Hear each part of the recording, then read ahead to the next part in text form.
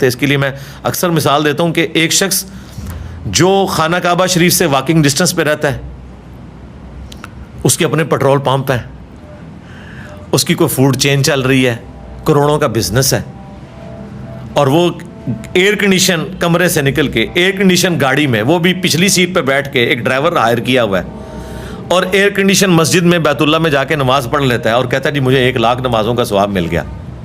ٹھیک ہے, مل گیا.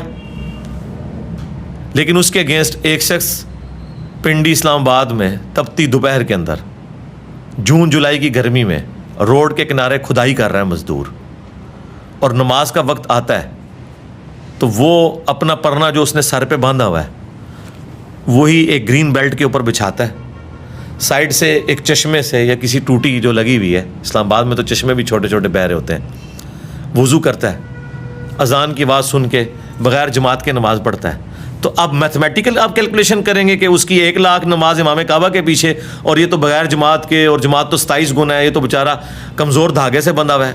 جی وہ آپ کے نزدیک, اللہ تعالیٰ کے نزدیک شاید اس کی ایک نماز اس کے جو گیون سرکمسٹانسز ہیں اس کی پوری زندگی کی نمازوں سے بڑھ کے ہو. یہ تو اللہ نے ڈیسائیڈ کرنا ہے. اسی لیے کہا گیا کہ نیکیاں تولی جائیں گی, گنی نہیں جائیں گی. گننے میں یہاں میں 5-5 ہزار کے 5 نوٹ رکھوں اور یہاں 10-10 روپے کے 5 نوٹ رکھوں, دونوں برابر ہیں. یہ بھی 5 نوٹ, یہ بھی 5 نوٹ, لیکن ورتھ کس کی زیادہ ہے؟